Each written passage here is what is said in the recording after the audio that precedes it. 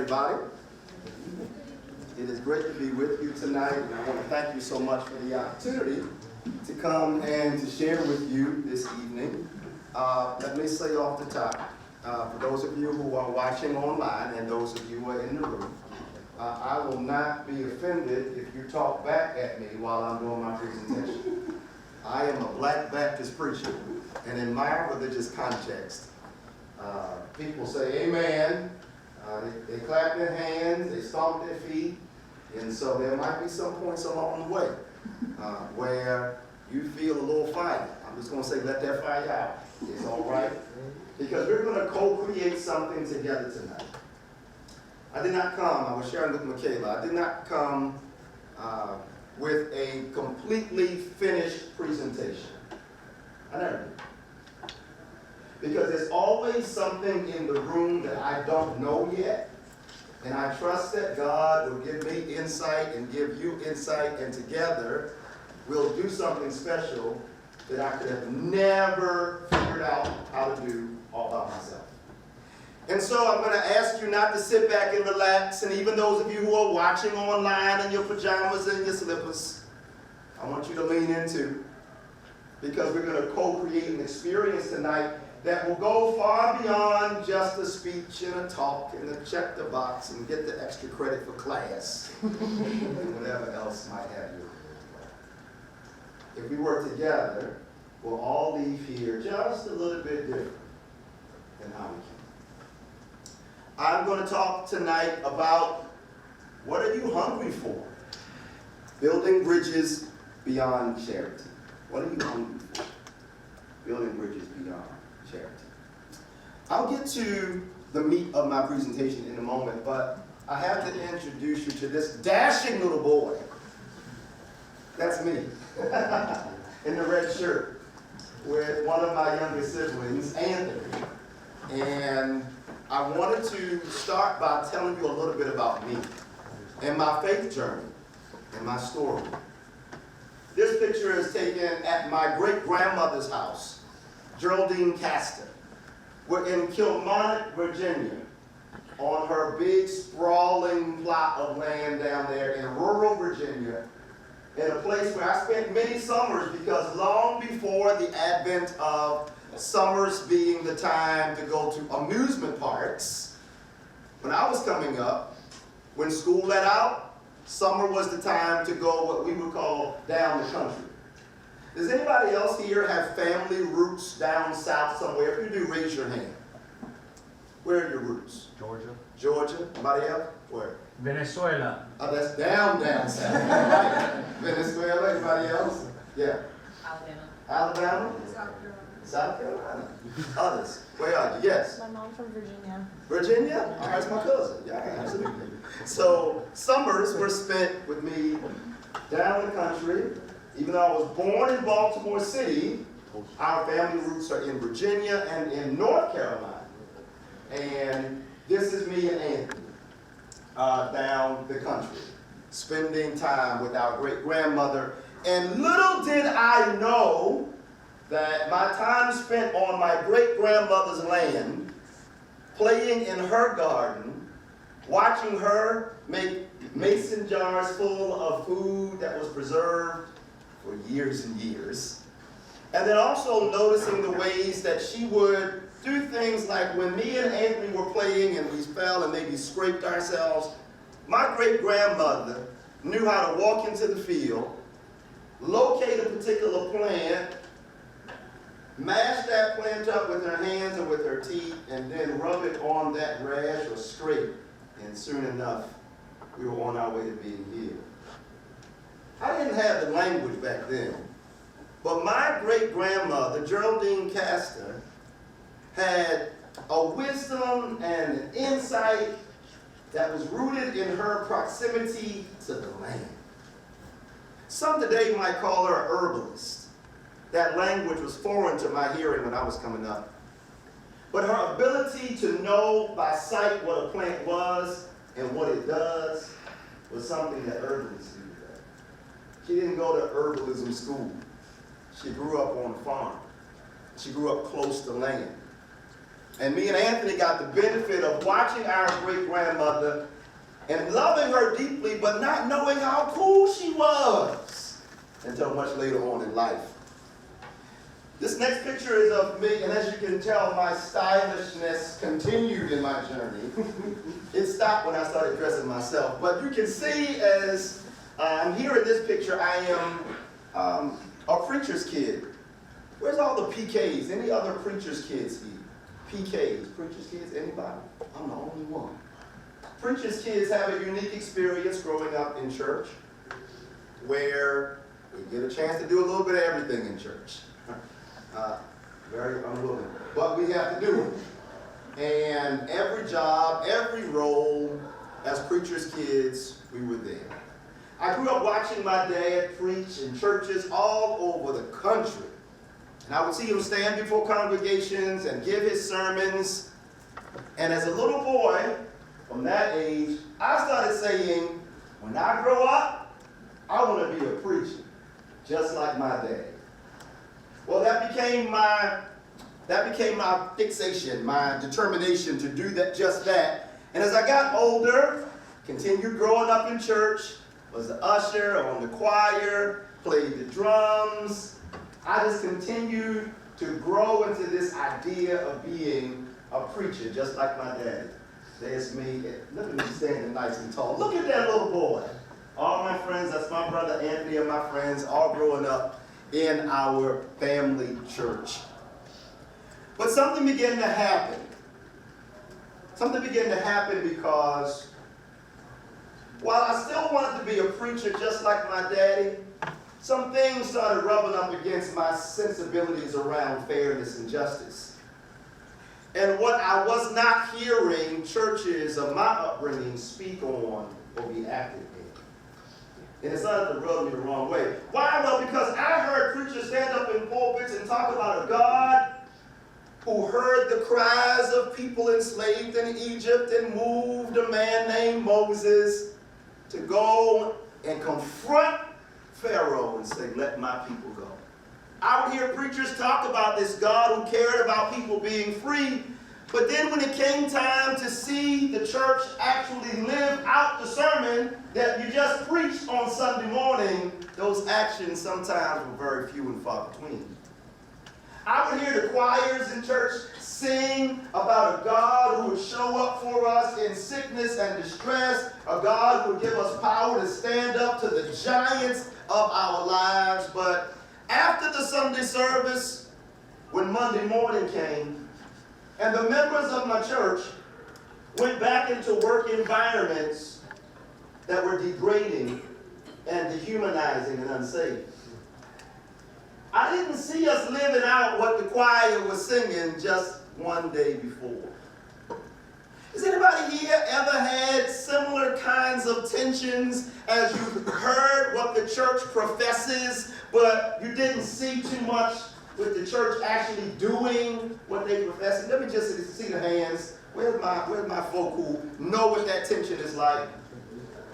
And maybe there's an issue that is very important to you that you don't see churches showing up for.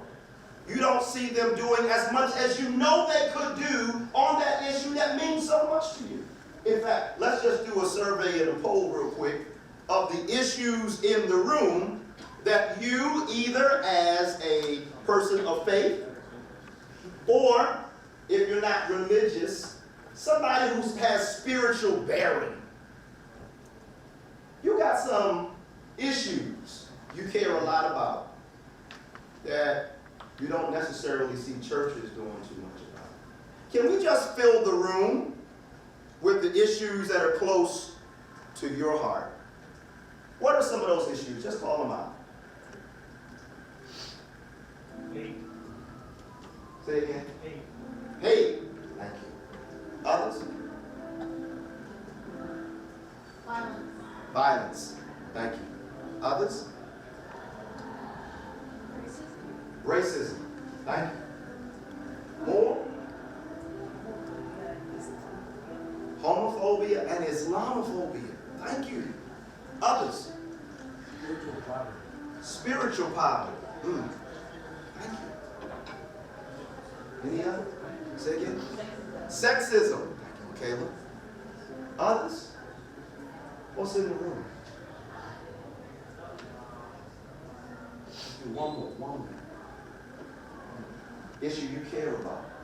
If nobody else said nothing on that, you care about it. It touches close to home. Anybody? One more. Addiction. Thank you. Yeah. All of these issues, sexism, hate, racism, violence, addiction, so much more. I think many of us could agree that the church could do more. The church could do more to address the issue, the symptoms of the issue, and maybe even the root causes of some of these issues. But what tends to happen is, and take it from me, a PK, a preacher's kid, that those who would tend to rock the boat too much, you'll get your hand popped in churches. Because sometimes, and this is very unfortunate, but sometimes churches are positioned and embrace a theology that reinforces the status quo rather than challenge it and speak truth to power. But there have always been examples, highway markers along the road of life, of people who said, I don't care how much trouble I'm going to get into. I don't care who I make upset with this. I got to do what I feel in my heart is not only the right thing to do, not only the good thing to do, but the godly thing to do. There are many people who help serve as highway markers. I needed to see religious role models of what I could be that would be distinct from my father and distinct from my parents, my mother, my great-grandmother. Not a contradiction to what they were teaching me because they did an okay job. I turned out okay. So far, we'll see how the story ends, but so far I'm pretty good. So not a contradiction or challenge to them so much, but as a evolution, a continued growth, a building on what they did. I turn to examples of people like Dr. Jeremiah Wright. Example. I learned a lot from Dr. James Cone, who for many, at least in the academy, is recognized as the architect of black liberation theology. Naim Atik, a Palestinian liberation theologian. Learned a lot. I learned a lot from people like Malcolm X, a preacher's kid, who, fueled by his faith, helped to stand up to racism. Who said that? Yeah. Racism and violence. And so many others who were people of Rosa Parks, a woman of faith. But in school, her faith was not emphasized, at least in the classrooms I went to. I didn't learn about the fact that her faith was a fuel to how she showed up in the world. And so many more. So many classrooms I've been in where the people who stood up against many of the ills you spoke about and so many more, their faith was their fuel to make that difference. So on my preparation to come here today, I started thinking about and wondering, like, who are the Catholic examples and inspirations for me? There's a few. And this is a short, very, very short list considering the time. But I was inspired by this woman. Can we crowdsource some knowledge? Because some in the room, some watching, may not know who Dorothy Day was and her work. But anybody here who knows anything at all about Dorothy Day, can we crowdsource our collective genius in this room? Because the room is always the smartest one in the room. That hand went up fast. Did y'all see that hand? Please share. Dorothy Day didn't have an account because she actually worked with health. She was a Catholic worker. She advocated for anti-racism, Super. What's your name? Caitlin. Caitlin? Y'all give Caitlin some love for that. Anybody else want to add? The room is always the smartest one in the room. Let's add. What do we know about Dorothy Day? Well, she's in a painting in our Congress Student Center that people don't always recognize, but she's also got her own stained glass window in our little core chapter. Did y'all know that? Dorothy Day's all over the campus. Let me tell you what I found 20 seconds into my foot hitting this campus. I'm walking back, and I walk past, and I see this paper here at Villanova. This is Dorothy Day's paper.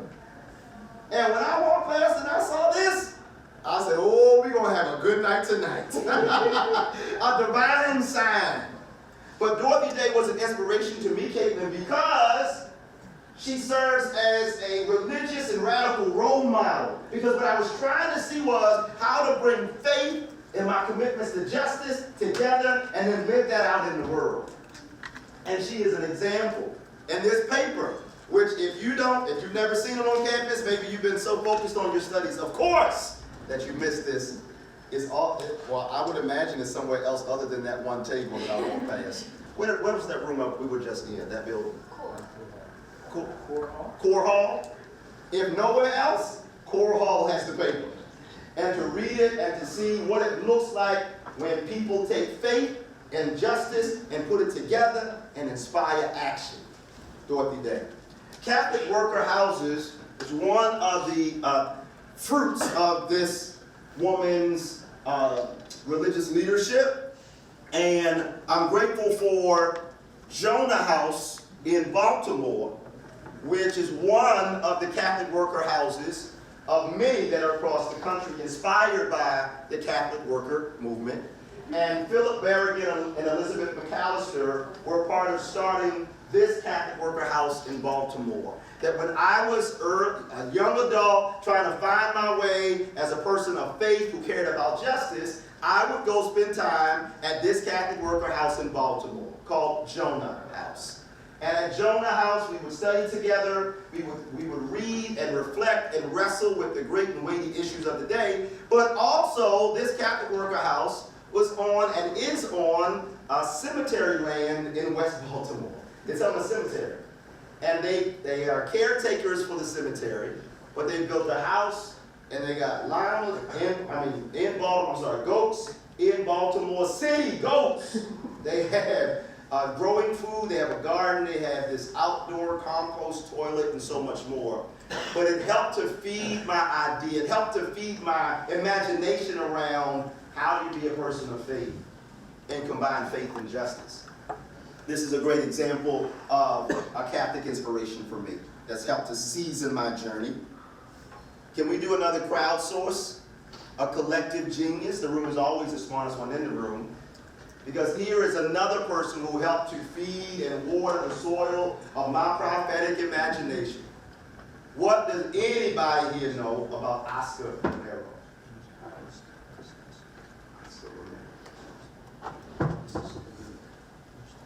All right, ask Google real quick. Yes, please. Mark, this is a San Salvador who stood up to the government to defend the campesinos and the oppressed people who were trying to fight for their freedom and end up being martyred while he's celebrating this. Yeah, I think it was in May. My birthday is in May. But yes, did y'all hear that? Standing up, this war, and a government, and a corrupt government, and he became a martyr. Combining faith and social justice. One of the things that I remember him reading about him, I remember him saying to the soldiers, you do not have to kill people. Lay down your weapons. And I remember reading how that really stoked the ire of the government. That he was challenging, using his faith and sense of morality, he was challenging the mandates of the government that war be the answer for the problems of society. And so I just want to speak the name of another great Catholic ancestor, Oscar Romero. But not only him, there's this new group called Nuns and Nuns. Check this group out, y'all. These are nuns that for me, have seasoning from the Catholic worker movement, that they've connected with nuns, N-O-N-E-S, and these nuns are young adults who do not claim any religious identity at all. And in fact, groups like Barna and others, religious research groups, say that the fastest growing population of religious identity amongst younger people in the country today is those who claim no religion at all. The nuns is the fastest growing group. And so these nuns and those nuns come together to create space, to learn from each other, to support one another, to create community, and do some really cool things, such as look at ways that land that's owned by Catholic churches can be returned to First Nations peoples and other peoples to help grow food and get space. It's almost like a reparations action. That they're like, listen, the Catholic Church owns so much land, it's time to give that land back to the people whose ancestors lived on these lands. That's one of the many things that I've heard that this group does as well. The nuns and the nuns. The Catholic inspirations go, there's many more examples of Catholic inspirations for combining faith and social justice. Are there some, and I'm about to move on from this point, but just a question just to kind of survey the room again. Are there any other names or groups that you would add to this list that you would say, wait, there are other examples of Catholic leadership that combine faith and justice and attempt to live it out in this world? Who else should be on the list? What other groups or people? That's crowdsourcing. Well, you brought up Oscar Romero, along with him, Gustavo Gutierrez, Badger Liberation Theology, and then also, I think, Sister Helen Eugene. I think she's with Nuns and Bus. Yes, I know that name. She works a lot in, like, economic justice. Beautiful. We added two more names. Anybody else? Names you would add? Maybe Pope Francis and his work with climate change and environmental justice. Thank you. 3 additions to the list. Anybody else? We just crowdsourcing.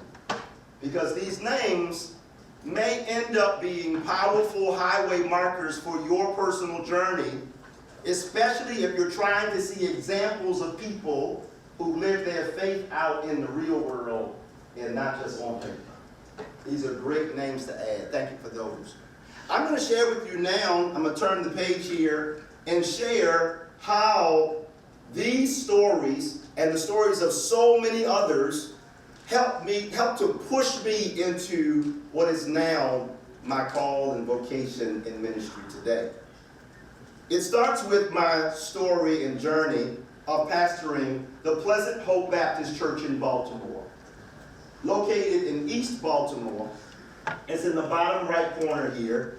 I was blessed and privileged to start pastoring this church at the age of 28 years old. And when I got there on my first day, many of the mothers of the church pulled me to the side and said, son, I have shoes older than you. I said, yes, ma'am, you do. Yes, ma'am. All you say is yes, ma'am, that kind of stuff. Yes, ma'am. Yes, ma'am.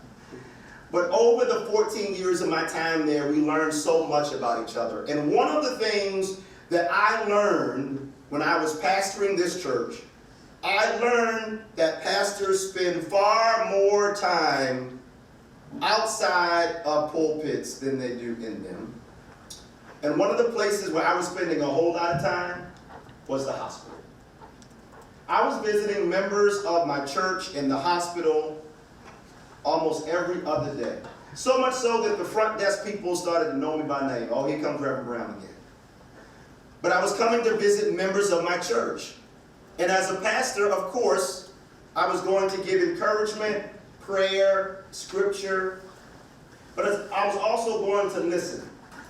And as I went to listen to the members of my church who were hospitalized, I began to hear a pattern because they were being hospitalized over and over again.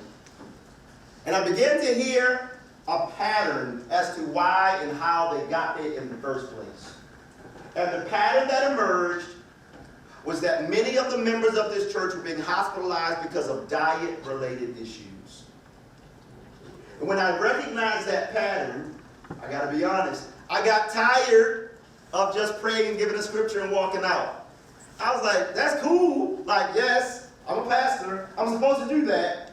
But also, is there anything else we can do? And so I came back to the church one day, and I just scanned the neighborhood, and I learned that right there, the top left corner of the photo, right there was a fresh food market. And you see how close it is to the church. It's right over the intersection. So one day I put on my best preacher man suit, and I walked over to the fresh market, and I walked inside, looked at all the produce there, and my goal that day was to connect with the manager of the market and do some type of partnership that will pipeline produce from that market to my church. So I walked in, and before I went to the manager's office, I just walked through the produce aisles, and I looked at the prices of the produce. And I said, oh no, sticker shock. There was no way in the world I could afford it, much less the people I shared life with. I got discouraged. Not only by the price of the produce, but also the vibe of the spot. I got signed and I felt message that spot really wasn't for me. And some of you will be able to catch this, but there are some spaces that I walk into or you have walked into in life where you knew that that space wasn't created for you, and there was no sign that said you are not welcome, but the vibe and the energy was so off, it was like, nah, this ain't my spot. I walked out of the market that day without talking to the manager because it just didn't feel right. It didn't feel like that was the right spot. Even though it was close to the church, in other ways it was very far away. I walked out of the market, I marched back to the church, and yes, I had a lot of divine discontent bubbling up inside of me as I was stomping back to the front door of the Pleasant Hope Baptist Church because I was frustrated that something that we needed was right there at our fingertips, but we couldn't grab it. I get back near the front door of the church at Pleasant Hope, and it was almost like God tapped me on the shoulder and said, Heber, why are you mad? And I don't know about your relationship with God, but me and God like this. So I was like, God, you know why I'm mad. What we need is right there. Is Christ too high? The vibe ain't right. We can't get what we need, and my people are sick. And in that moment, God gave me an epiphany. Heber, look to your right. By that time, I was near the front door of the church, and when I looked to my right, this is what I saw. That. I walked past that so many times before, but it was something about that day, in that moment, with divine discontent bubbling up inside of me, where God gave me a vision. And the vision said this: if you can't afford what they have, roll up your sleeves and grow it yourself. I went into the church and I started sharing with the congregation, hey y'all, we can grow our own food on the land that we have. Some of them said, Heber, Brown, that land is not a lot of land. In fact, by the time of this picture, the church only owned the left side of the photo. The right side was privately owned by an elderly gentleman who lived in the house right there, and he was so tired of cutting the grass that he paid a dump truck to come dump rocks all over the grass. So really the church in that moment only owned this little patch right there. But God showed me a vision. God showed me something that did not exist in the natural, but I saw a picture of what could be. And I got enough members of the church energized by the idea that we worked together to start a garden. We talked to the owner of the house. We talked to the neighbors, we talked to the members, and working together, we were able to transform this into this. We started growing kale, collard greens, broccoli, tomatoes, herbs. We started growing right there. And as you can tell by the picture, that middle divider gate is down because the older gentleman who lived on the other side of the fence he made good on a promise. He said, Pastor Brown, I promise if I ever move, I'll give the church the first opportunity to buy the house and the land. And that's what we did. We bought it. And we started growing on this. 1,500 square feet, maybe a little smaller than the room you're sitting in right now. But that garden, this garden now produces 1,200 pounds of produce every year on a little plot of land. Y'all, I thought you needed acres upon acres to make an impact. But what this taught me was, if you just use what you already have in your hand, it's enough to make a difference. Why did it work? A major part of why it worked is this woman right here. Her name is Maxine Nicholas. And Maxine Nicholas was a long-time member of the church who was born and raised in Roanoke Rapids, North Carolina. Grew up on a farm with 8 brothers and sisters. And they farmed together and grew food, and she came up during the great migration of African Americans leaving the South, or being ran out of the South, and going north and west. Let me see the hands of those who've ever heard of the Great Migration. Good. And so all these, I'm talking about millions of African Americans who are now in the north and in the west and in the Midwest. And though they left the land of the South, they did not forget the farming wisdom and the agrarian-based wisdom that they learned while growing up there. And Sister Maxine is a representative of that kind of wisdom that migrated from the South, but brought the wisdom from the South to the North with her. She was the one who saw that I was fumbling trying to figure out gardening, but she had that wisdom. And she started growing on that land, and then she called all of her friends in the church. I call them the AARP Club. All these retirees. She got them together and organized them, and they started farming this land. The young adults came too, but they came for like one day and took selfies and then left. But the seniors, they stayed and they kept on growing. The young adults came later. I'll come back to the young adults in a minute. But it was the Sister Maxines and her friends that did it. And I realized that Sister Maxine helped me to see something. Because every church got a Sister Maxine. And every church has some assets. And every church can do some things. And the light bulb went off in my head. Wait a minute. If our one church is experiencing all the benefits of growing our own food on land that we already own, what could it look like for more churches to grow food too, and then network the churches together and to create a system that wasn't just based on charity, but a system that honored our dignity and that honored our agency and our autonomy to create and to lead the operation of our growth. And that's how in a nutshell, how the Black Church Food Security Network came to be. Our mission is to co-create Black food ecosystems anchored by Black churches in partnership with Black farmers and accomplices.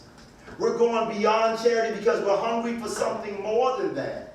Because what we know is you can serve as many free meals as you want to every day of the week for the rest of the year. It still won't fill the hole at the bottom of the bucket of the corporate food system. The corporate food system is not designed to center and make priority well-being and wholeness and justice. But the corporate food system has profit at the center. It's about making what? Money. And so if we brought our churches together, we could create another system that would allow us to get the food that we need, but also so much more. Our organization then works to organize and mobilize and activate the stuff that churches own. Churches have parking lots, kitchens, land, buses, multi-purpose rooms, so much more. What else do churches have? Maybe it's not on my graph, but it's in your head and your experience. What else do churches own? What do they have? Assets. What do they have? Anything else that you've seen? People of goodwill. People of goodwill who come together regularly.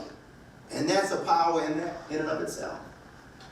So we look at these things and we look at churches and say, it's a sin and a shame that churches will largely utilize their assets one day out of the week, and then after the service, lock the door, close it, close the gate, walk out, and leave all of these assets untouched until the next Sunday or the next Mass. I say it's a sin. Because oftentimes churches are located in communities that can make great use of what God has blessed the church with.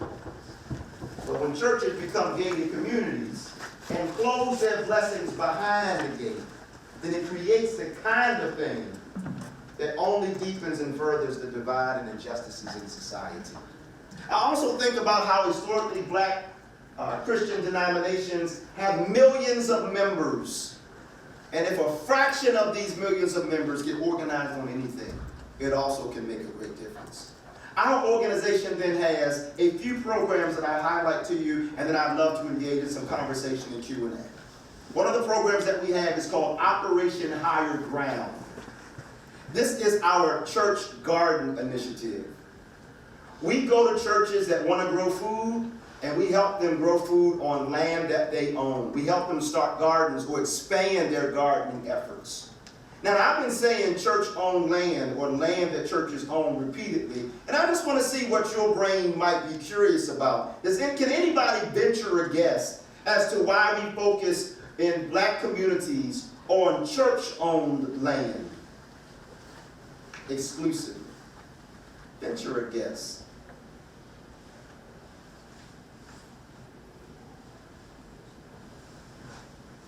Why not land owned by the county government or city government? Why not land owned by a corporation or a private or a developer? Why church owned? Is it because it's them that they themselves they can't really take that? I'm giving you a fist bump of faith all the way over here. Yes! Gentrification is real. And many of us have heard stories of community gardens that were doing good, things are growing, and then just when the thing is going well, the developer or the government comes in and takes the land away and the garden has to shut down. And so we wanted to focus on church-owned land. What's your name? Say it again. L-I-N-A? Thank you. We wanted to focus on church-owned land for that very reason. It creates buffers of protection so that once we start a growing operation at a church, there's a greater protection that it'll stay there and not be taken away. And so we go to these churches and we find the Sister Maxines of their congregation, because Sister Maxine gets things done. Whatever her name might be at the various churches, the profile of this member gets things done. It's not the pastor. Pastors are great, priests are great, praise the Lord for the priests and the pastors. But the people who are actually going to grow food and keep things going, most likely is going to be the members, the laity, people who got passion in the heart and expertise. So we go to churches and we help them grow gardens. Here's a church, Taylor Tabernacle, out here in Philadelphia, one of the churches that we partner with and support. This church, they invited me out, and here are two partners to this African-American congregation who said, we're going to work with this church to grow food. Y'all, look at this land. This is March of this year. March of this year, they asked me to come to Philly and see their land. I came to look at it. We talked about what they wanted to do, all that kind of good stuff. And check out what they showed me in September. Did you see this? Nothing in March, and this in September. It does not take long to transform a space and partner with the soil in order to bring about a lasting difference in a community. That's what Taylor Tabernacle showed me. Here's a map of Baltimore City, and these red areas are food apartheid zones in the city. These green circles are member churches in our network, and I hope you see what's happening. The new churches that are growing food are popping up in food apartheid zones, and we're being very strategic. And I pray I can come back at some point, because when I come back, I'm going to bring you an updated map. And my prayer is that you'll see more green than red, and we will see ways that churches organized to use what they already have to change the material conditions of their own communities by just growing food. We also have something called the Soil to Sanctuary Market. We bring a farmer's market to the church. Because what we figured out was after church, everybody's hungry. We all going to eat. If you bring the food to the people, they'll buy it and they'll support. So we bring the farmers market to the church. When I was a pastor of Pleasant Hope, I would use our marquee to promote the market. I discontinued the corny practice of churches putting these messages on these signs that say stuff like CH CH. What's missing? You are. Some point. Churches, listen, if y'all are watching, stop doing that. Don't do it no more. That's corny. Or, like in the middle of summer, right, doing stuff like, on a very hot summer day, doing stuff like, if you think it's hot here, die without Jesus. Great job, church. People really want to come now. I started changing it and treating our church marquee like a billboard instead of a shaming device for the community. And we started promoting our markets. This is one of the services, one of the markets that we did right after Sunday service. Because it wasn't just a market, but it also was a space for people to show off their genius and their gifts. This little girl, her name is Naima. In this picture, she's about 10 years old. And she grew up with a mother and a grandmother who allowed her to stay at their elbows in the kitchen. And she took a liking to cooking and to baking. So when she heard about our market, she said, Pastor Brown, can I come and do a cooking demonstration at the market? Can I cook something? I said, Naima, you sure can. Naima came with her little chef jacket on, and Naima came with her stuff, and look at this. She's doing a class at the market. She was making a vegetarian like black bean chili dish. And I love this picture because it's the elders taking notes from the 10-year-old about making healthier dishes for their lives. I love the image here, but that's what the market also does. It makes space for the genius of people. I love the market too because it's spaces where interreligious cooperation can happen. I love this picture because the sisters from the local mosque came to the church, said, hey, can we do something at the market? I said, you sure can. And I love this image because it's the sisters from the mosque and the mothers of the church together in the second most holiest place in the church, the kitchen. And the sisters from the mosque are teaching on how to make a navy bean soup. I was in the kitchen when this was happening, and I love this moment that happened at the end of the presentation. The sisters from the church said, oh, sisters from the mosque, thank y'all so much for teaching us about navy bean soup. But next time y'all come, can you show us how y'all do those bean pies? And they had to share the laugh together because many in the Nation of Islam, they're known for bean pies. They sell at the red lights or other intersections in the community. But as you can see, Muslim sisters, Christian sisters, together in the kitchen. And what I learned with food is that there are no theological or doctrinal debates over sweet potatoes and collard greens. The day we stop fussing theologically over food, we all going to a very terrible place. But I love this partnership. We also have something called the Black Farm Tour.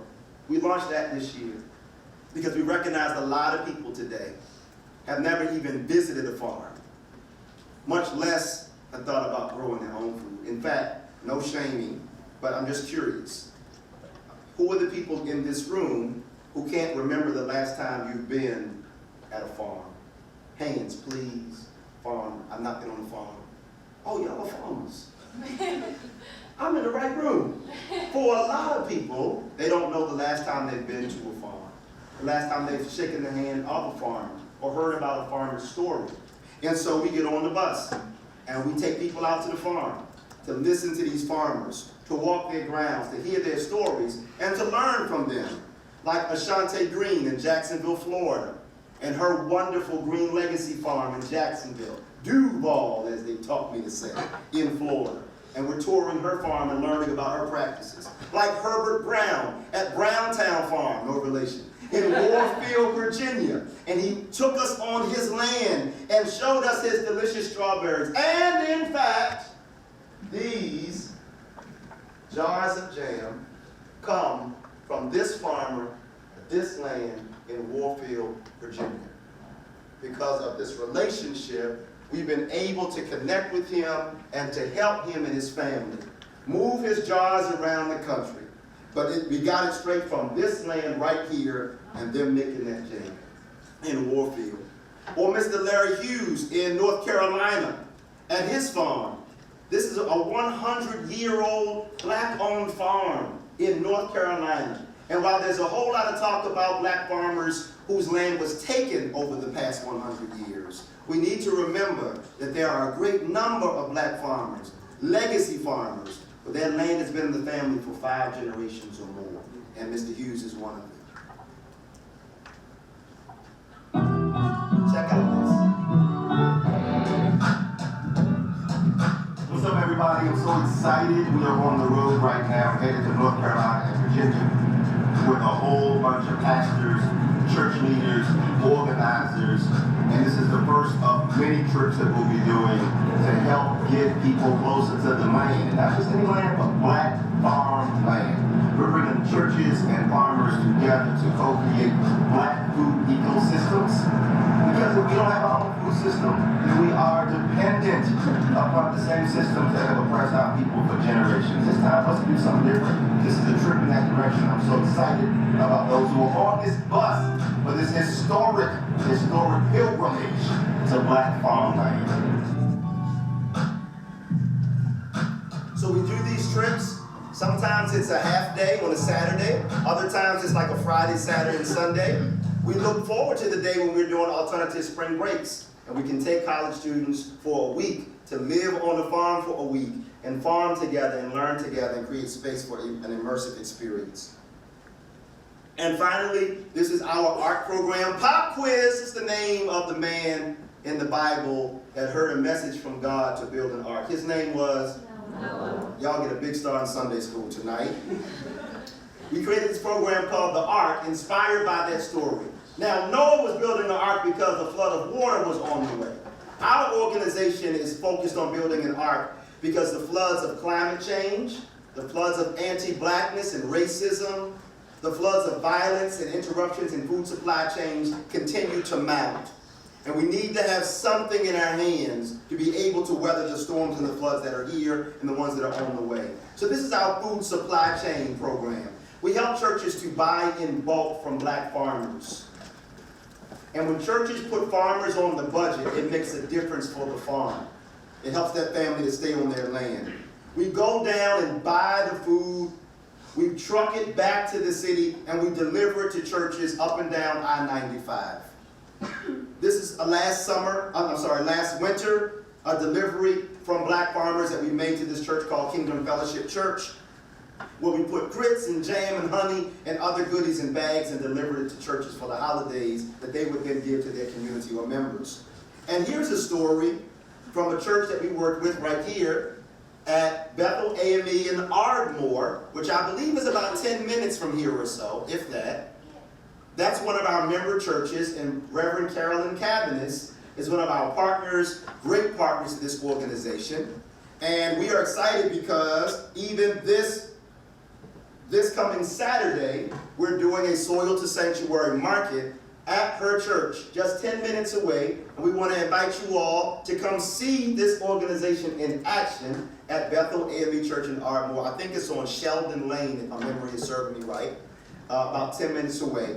We'll be there again. But this is a newspaper article from last December when we worked together to move produce from black farmers in that community through that church. Here's a map of where our members and farmers are across the country. We are steadily growing, so this map needs to be updated because now we are as far west as Los Angeles, California, as far south as Jacksonville, and as far north as Brooklyn. We also have churches calling us from the Caribbean and West Africa as well who want to join this network. We invite you to join this movement. We're going to pivot now, and I'd love to get some questions and whatever, but if you want to roll up your sleeves and be a part of this, I want to invite you to find a name and come on in. This QR code will take you to our volunteer form, and you'll see a list of things that we are looking to partner with people on. Everything from social media stuff to GIS mapping, everything from newsletter, art editing, photography, whatever you can think of. You don't have to have a green thumb. Some of our greatest partners and volunteers have a brown thumb, meaning they kill fake plants. You don't want them nowhere near the farm. But they have other kinds of skills that can be helpful to further the co-creation of micro food systems across the country. And so we'd love you to be a part of that if you would like to join us in this great work.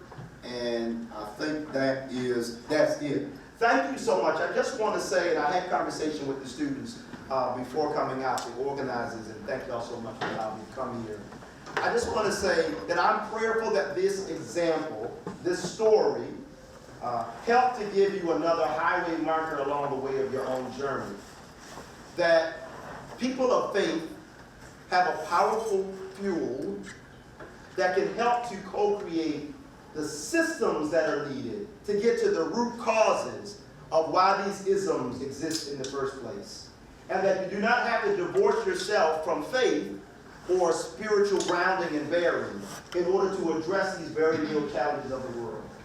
In fact, perhaps the church is waiting for us and for you to step more fully into what you feel to be an emerging desire in your own life.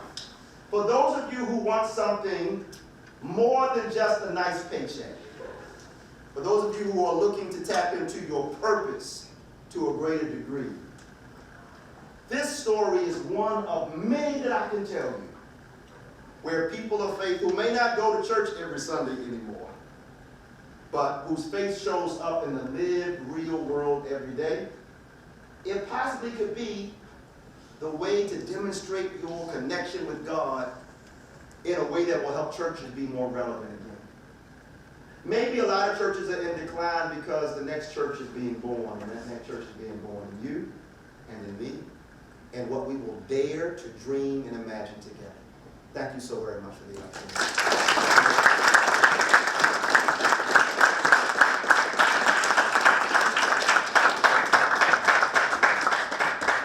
I'd love to open the floor for a brief moment if we have any. Yeah. Okay, brief moment for questions or comment or reflection. And then also, we got jam. And so if you want to support and get some jam, and I got to tell you it's good, I got two flavors, strawberry habanero and strawberry lemonade jam is here as well. So breakfast tomorrow can be that much sweeter by supporting and getting some jam. And when you support, you're not just getting some good jam, but you're supporting a black farmer who is not in Whole Foods or not in any of your big corporate grocery stores, but is trying to do the best that they can to share their goodness with the world and keep their farms going and our organizations committed. And so just know that your support also helps in that recognition. Actually, Will and I were just talking. We can provide the jam on the house, and our organization will pay you. So if you would like some jam, please come up and get some. What? It's a delicious jam. Wow!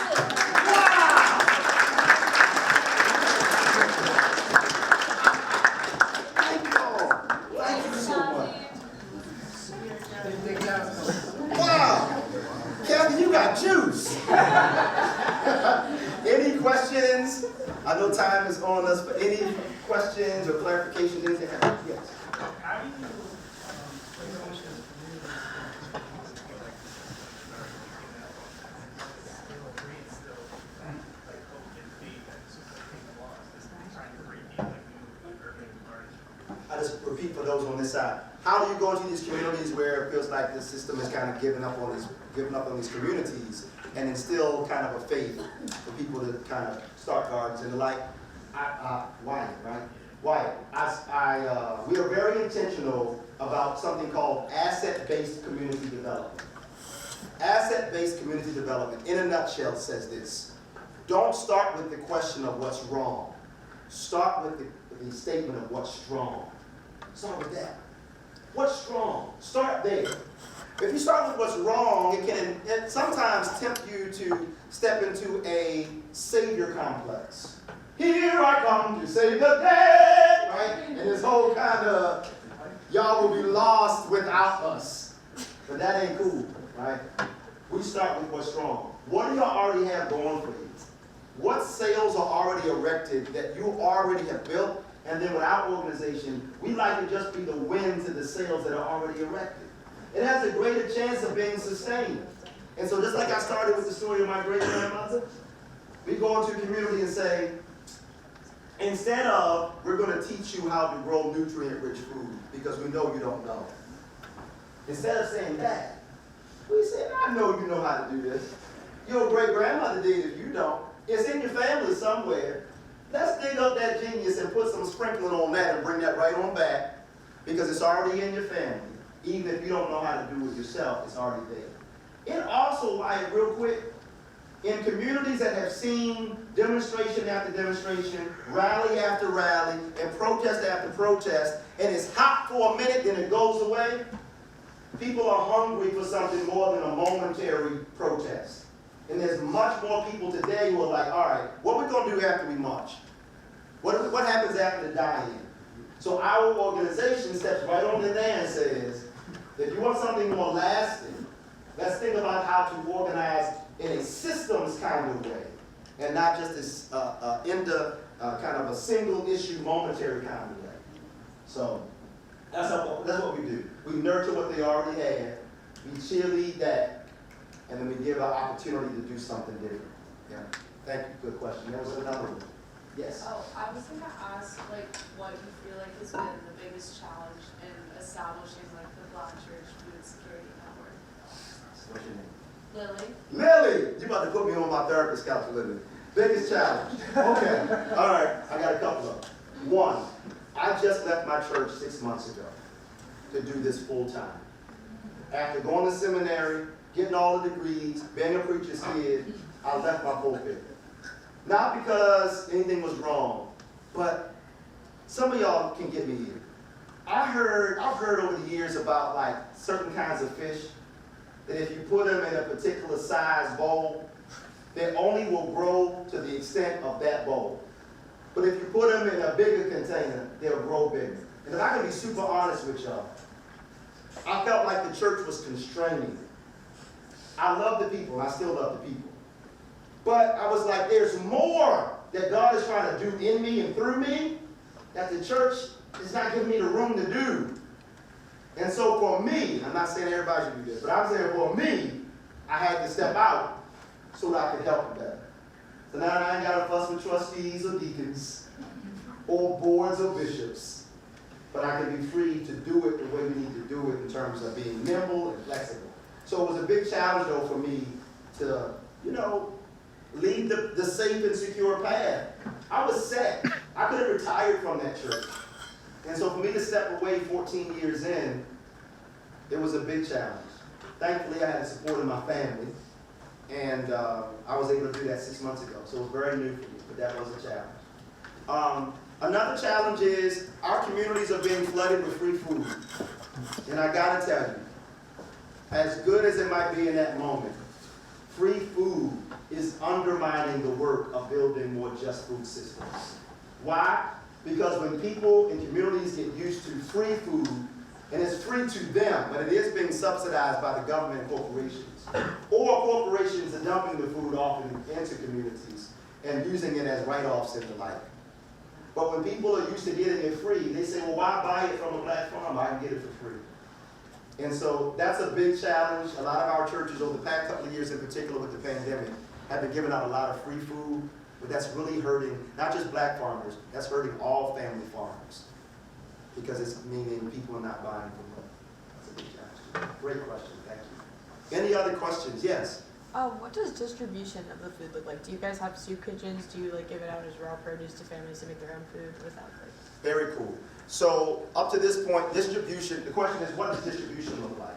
Distribution looks like us sharing with churches what farmers have available, churches organizing a big group order, then us renting a truck, driving it to North Carolina or South Carolina or Virginia, picking up the stuff and driving it back to the church, and then the church does the distribution through, it could be through their food pantry or soup kitchen or whatever, or a special kind of community outreach event.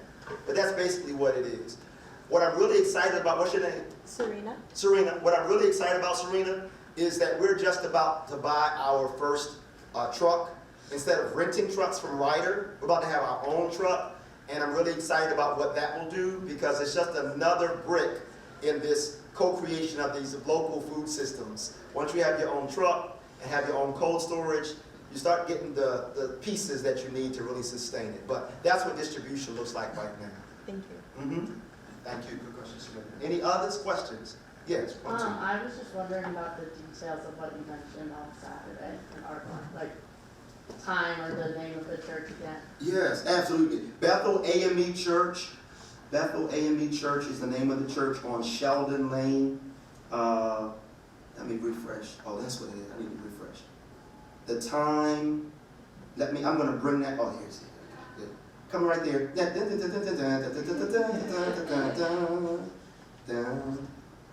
And there. There it is. 10 to 12 this Saturday. The address is there. What is it? 163 Sheldon Lane in Ardmore. Bethel AME Church. This Saturday. I'll be there, Pastor Cabinets, our staff and organization, and you'll see a little bit. They have a beautiful garden at their church, and they do a lot in the way of like nutrition, education, and so much more. And so for those who got some free time, please come on, let's hang out this Saturday together, 10 and 12. Yeah, thank you. You good? What inadvertent blessings have maybe come from having congregations come back to the land, using their hands and connecting, reconnecting them to more? Great, great, great. How does this work reconnecting churches to more? Congregations are reading the Bible again for the very first time, like with fresh eyes. And they're realizing that it is a very agrarian book. It's an agrarian holy book, written with stories that were based on land. If you have faith the size of a mustard seed, and I have churches who say to me now, Reverend Brown, I never knew what a mustard seed was before we started working with y'all. It opens the stories of the scriptures up and enlivens and deepens their understanding of scriptures, which then helps to season their faith as well. Jesus cursing the fig tree. And for some members of the churches, the only figs they know are the fig Newtons at the grocery store. But when they eat a fresh fig straight from the garden, it brings that story and the scriptures alive. And so it's helping us and helping people to read the Bible more. But it's also, and deepening their spirituality. But also these churches are leaning into, and y'all hear me when I say this, leaning into a political framing of food. I'm not talking about Democrats, Republicans. I'm talking about the politics of the air we breathe and the water we drink and the quality of education based on the zip code that the child lives in. Those kind of politics. And we are learning together through popular education.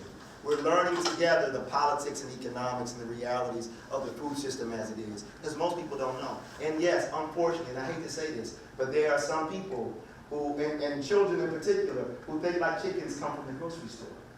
I've heard children say this since we started this word. And other people. But as we continue to do the study, we realize, wait, we really don't know as much about food as we think we do. And we're learning more and more on that. And so that's another thing that I'm seeing happening. I want to just lift the name of Paulo Freire in the pedagogy of the oppressed and popular education, problem-posing education. This way of saying we're going to lift up the real issues of the world and sit in a circle and activate the genius of our brains to engage and understand and dissect so to be activated to help get solutions to that challenge. As opposed to this top-down banking model of education that assumes you know absolutely nothing, and it's my job as your professor for you to walk in and then I feed your empty brain with what I know, and you get graded on how good you can regurgitate what I just put in your empty brain. That's the banking model of education.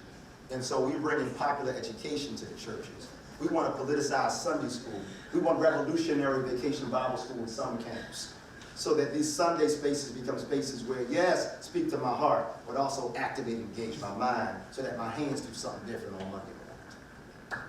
I didn't mean to preach, but I felt a little Baptist right there. I'm sorry, y'all. I felt a little something on it. But that's happening in our churches too. Final ones before we close out. Questions and clarifications, things I can add. And let me throw this out. In 1964, There was wonderful things going on, courageous things going on in the Deep South, and voter registration. Black folks were trying to register to vote. They were being met with violent terrorism and racist actions just because they wanted to register to vote. And the black organizers and activists in the Deep South connected with organizers and activists in the North. And what happened was something they called Freedom Summit. They connected with college students in the North, many of them white college students. They did education and training. This is a group called SNCC, SNCC, Student Nonviolent Coordinating Committee, and people like Bob Moses and others organized college students, mostly white college students. They got on buses and they went down south into Mississippi and other parts of the South. And they partnered and followed the leadership of local black leaders to address these issues. And Freedom Summit is something that I want to invite you to study. Look it up, 1964, Freedom Summit. Google will tell you all you need to know. Well, not all you need to know. It'll tell you some stuff. There's more to know. But I raise that to say this. What I'm hearing on the front lines of farming across the country is this.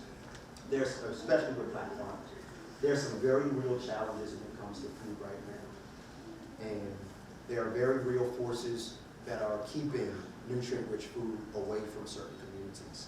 I think about this as a human rights issue, not a charity issue. Because there are forces that do not want an organization to grow another inch. Why? Because it will mess with the money of how the system is currently set up. And so the more that our organization, this is actually happening, the more that our organization is getting nutrient-rich food to people, and they're coming off of prescription pills, the more that pharmaceutical companies are losing money. Because people don't need those pills anymore because they got the food they need to be healthy. The more that we do our work, and farmers are able to keep their land in the family, the more that speculators and developers can't get access to their land to make it a Walmart or a shopping mall. This is justice work. I'm hungry for something more. I didn't leave my church because I was bored or they pushed me out. There was no drama in the church. I was good. I left because I see the handwriting on the wall.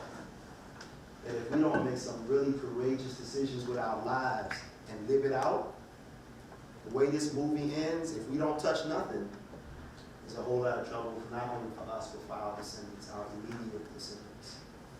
And I feel like this is an all-in kind of moment.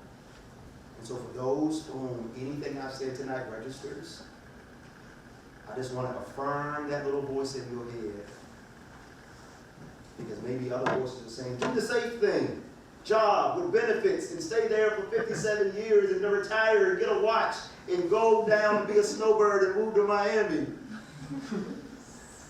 That's a very loud voice as a college student. Now remember, get a good job with benefits. My mama told me all the time. But there's a voice in you, maybe connected to the little you, just like my picture, the little you who wanted to be a ballerina and an astronaut at the same time. I want to talk to that little person, because that little person was not forced into a framing of what society wanted them to be, but they wanted to do what their heart was calling them to. And I want to say for those of you who are hungry to take those kind of steps, when you do, you will not be by yourself. There's a growing community of people who are saying, especially in this stage of this pandemic and after, I'm not going back to what was. If I'm going to take a chance, now's a good time as any. And when you do, I'm going to be on the other side saying, come on, let's do it. Let's make the kind of difference we need to make. For the second time, thank y'all so much.